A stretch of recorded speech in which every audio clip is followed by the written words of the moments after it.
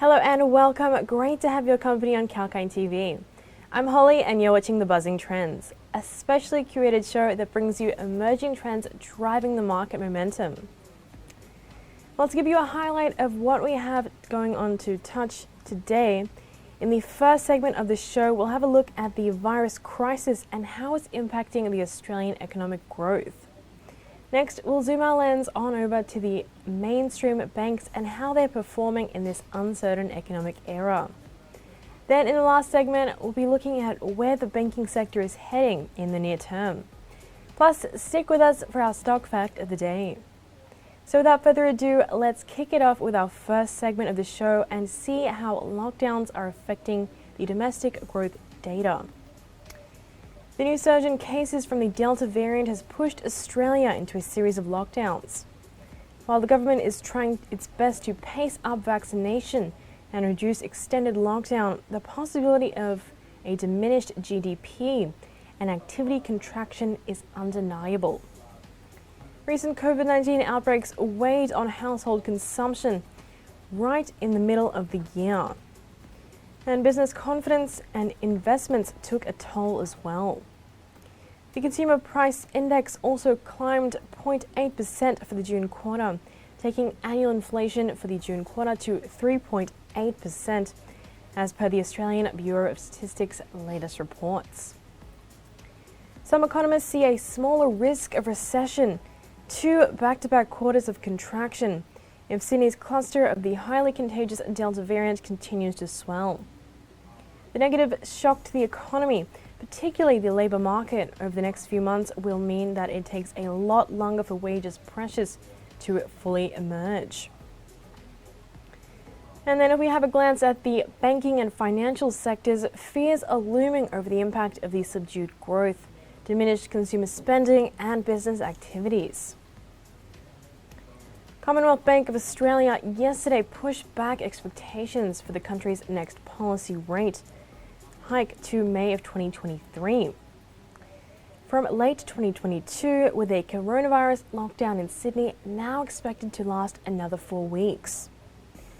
The bank forecasts Australia's $2 billion economy will contract 2.7% in the current quarter, its first decline since June of 2020. Meanwhile, ANZ Banking Group recently predicted Australia's GDP to fall 1.3% quarter on quarter, compared with its previous estimate of 0.4% in growth. Economists argue that if the economy recovery gets delayed by the resurging pandemic, it'll raise insolvencies among vulnerable households and businesses.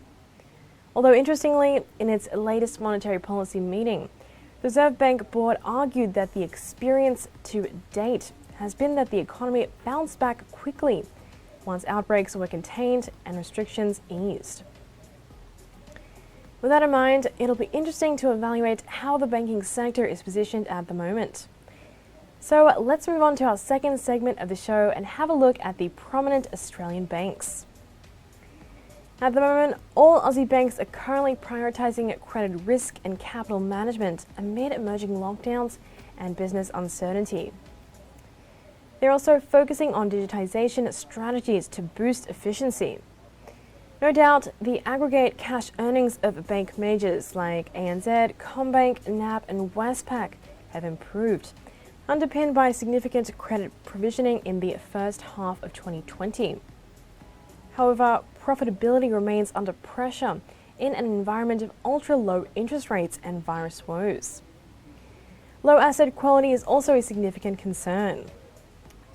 So let's now zoom our lens on over to Australia's largest bank, Commonwealth Bank, which reported strong March quarter operations, majorly backed by strong home lending and business lending as well. The bank had then reported 95% of business customers returning to regular repayments after concluding their deferral arrangements. It's now nearing the declaration of its full year result in August. And on the 21st of June, the bank signed a deal with Hollard Group to sell its Australian general insurance business and establish a 15-year strategic partnership with Hollard. Under this partnership, Hollard would distribute home and motor vehicle insurance products to retail clients of CommBank. And moving on to the next bank, on the 6th of July, Westpac Banking Corp agreed to sell its New Zealand life insurance business to Auckland-based life insurer Fidelity Life Assurance Company. The bank last paid a dividend of 0.580 cents Australian on the 2nd of July. The annual dividend stands at 3.48%. And meanwhile, the half-year result for the financial year 21 for Westpac, the statutory net profit surged 189% and cash earnings rose 256%. And the last bank making headlines, Bank of Queensland recently announced reducing its collective provisioning of $75 million.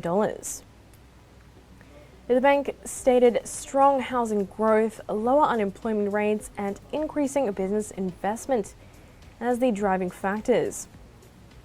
On a positive note, BQQ recently completed the acquisition of Members Equity Bank, commonly known as ME Bank. The acquisition was a crucial step towards bringing out a common digital retail bank technology platform. Analysts are closely eyeing its full-year results lined up in August. And speaking of the Big Four, it is time for our stock fact of the day. So why have they stayed as four and not merged into less? All that and more after this short break on 𝐊𝐴N TV.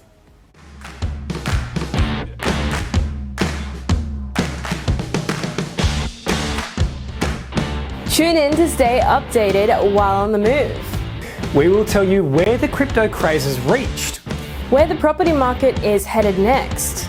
what the world is doing to become more environmentally friendly. Apart from tracking the daily market charter.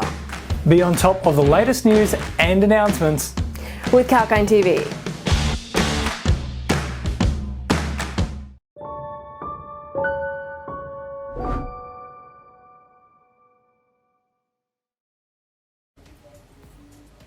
Welcome back, I'm Holly and you're watching The Buzzing Trends. We were looking at how the banks are under the spotlight amid the current economic era. So to answer our stock fact of the day now, why have the Big Four remained the Big Four? Well, it goes back to 1990, when the government adopted a 4 pillars policy in relation to banking in the country, announcing that it would reject any mergers between the Big Four banks.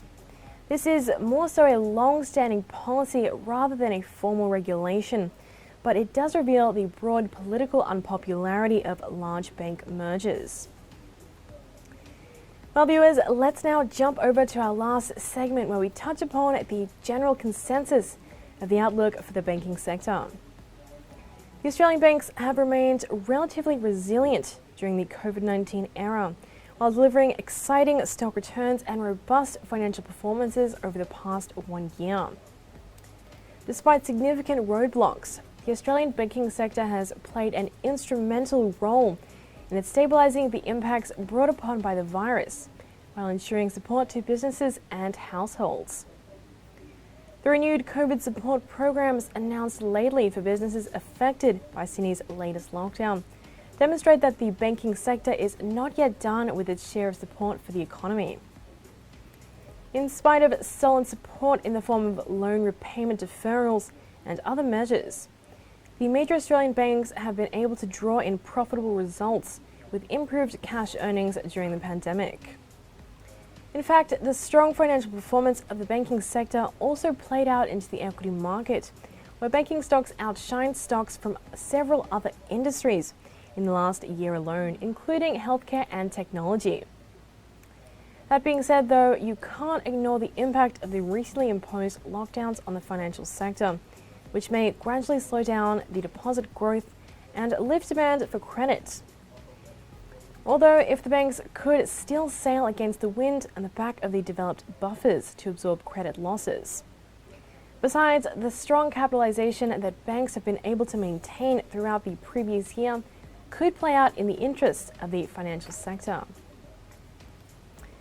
With regards to the upcoming earnings session, there might be decent earnings around the corner from the major Australian banks, which were able to draw in profitable results with improved cash balance during the pandemic.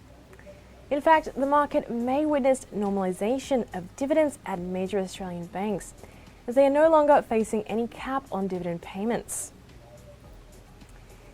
All right, that is just about all for now, but I hope you like the show. Stay tuned because we'll be back with another edition of the Buzzing Trends at around 3:45 p.m. today with our presenter, James Preston.